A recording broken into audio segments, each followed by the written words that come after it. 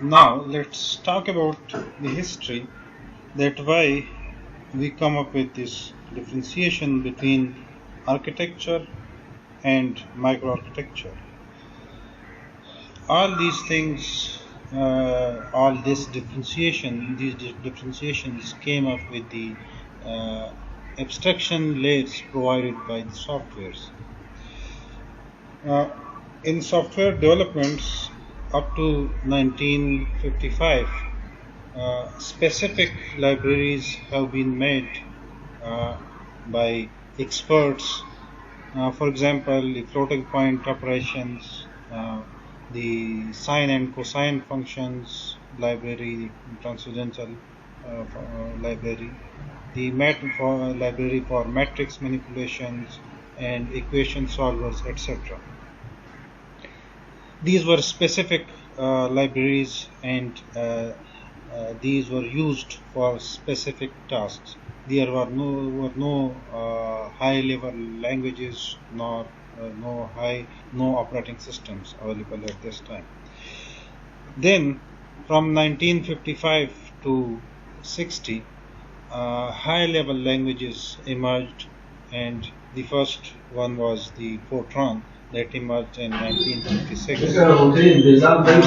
And besides this, assemblers, loaders, linkers, compilers, accounting programs, and such things have been developed with time. These high-level languages provided an abstraction layer to the programmer, and also provided the portability to the programming, that a program that has been written in any high-level language that can be run on any hardware, any microprocessor. Then machines in 50s to 60s required experienced operators, and these operators have to write programs, and only those operators understood the programs. And the machines were sold by the vendors with a lot of resident software.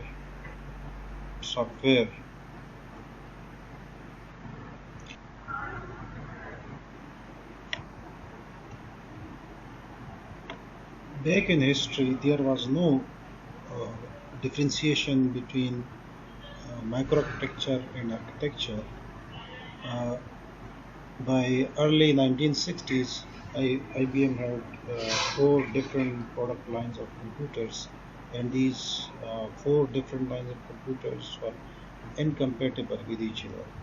They have produced each product line for a specific type of computing, and each have a unique instruction set architecture, I/O system software, assemblers, compilers, libraries, and was for a unique application or a unique purpose. Then they came up with the idea of IBM 360 that merged all these 4 incompatible lines on a single computer, but still they produced different systems inclined for different applications. For example, for business purposes, for scientific, and for real-time systems. In the next slide, we discuss the IBM 360s. This is the brief summary of architecture of IBM 360. It is a general purpose register machine, and its processor had 16 general purpose 32-bit registers, and 4 floating point 64-bit registers, and a program status code. It had program counter, condition codes, and control flags. Besides this, it had a 32-bit machine. It is a 32-bit machine with 24-bit address, and this address was not used initially, but later on it's further variants of IBM 360 use this huge address. Uh, it had data formats that is 8-bit for bytes and 16-bit for half words, 32-bit for words, and 64 bits for double words. And IBM 360 was the first that used that marked that a byte has 8 bits, and further implementations and other vendors of architecture use this tradition for bytes, half words, words, and double words. In previous slide, we discussed the architecture of IBM 360.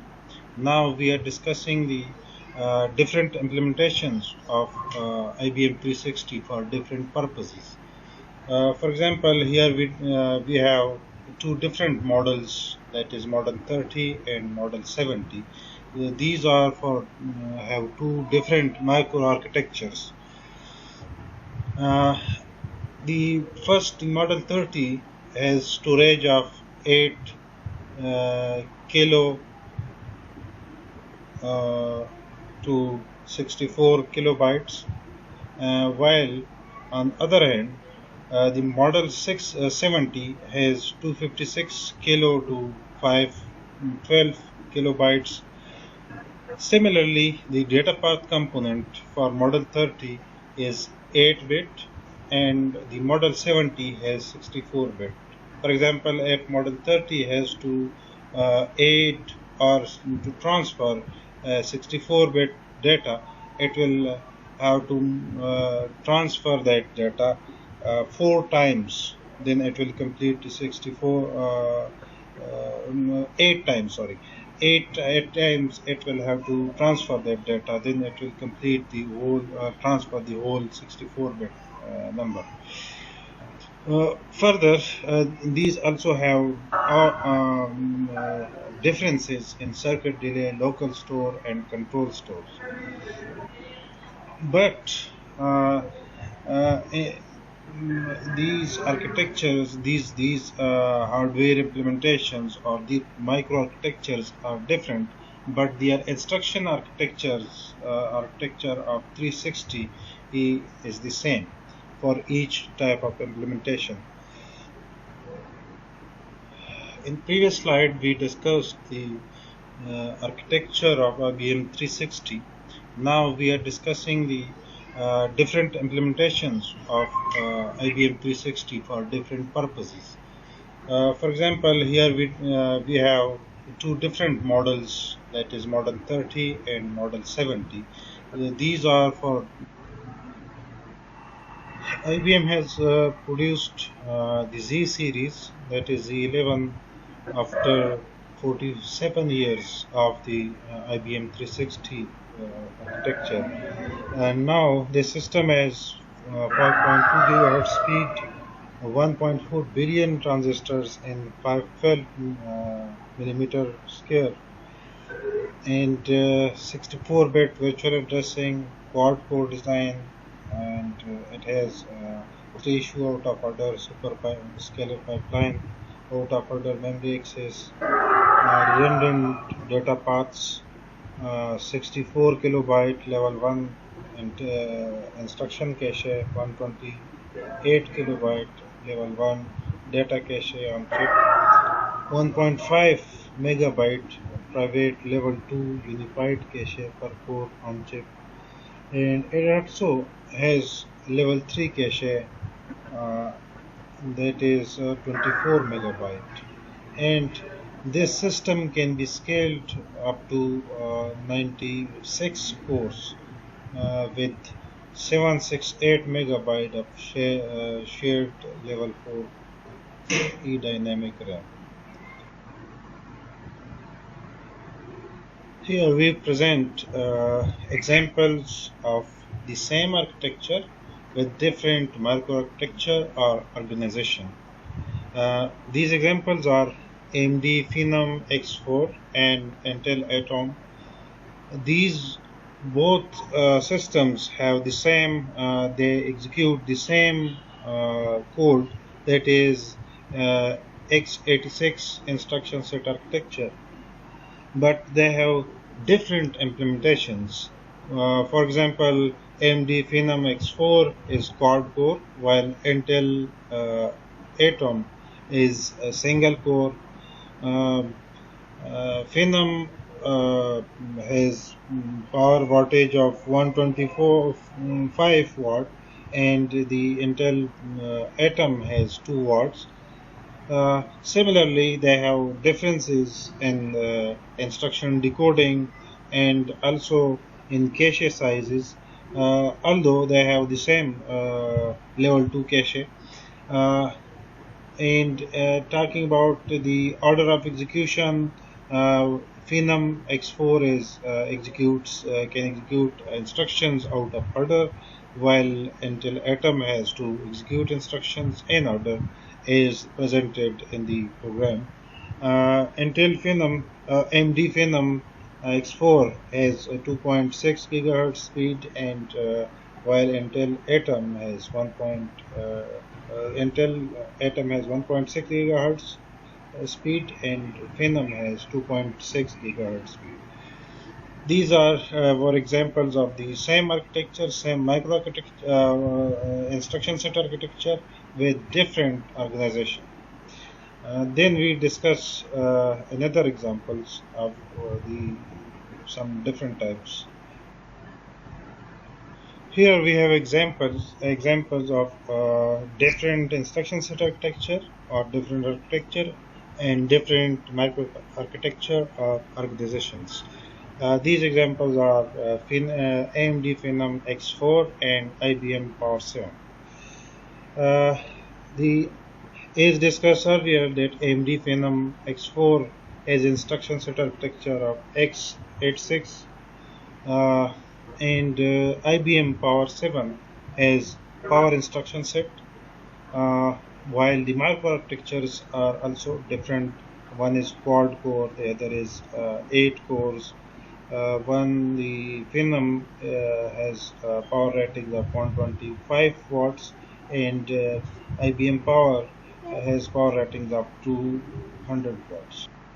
Here we have examples of different instruction set architecture or different architecture and different microarchitecture or organizations. These examples are AMD Phenom X4 and IBM Power 7. As discussed earlier, that AMD Phenom X4 has instruction set architecture of x86, and IBM Power 7 has power instruction set, while the microarchitectures are also different. One is quad core, the other is 8 cores. The Phenom has power rating of 125 watts, and IBM Power has power ratings of 200 watts.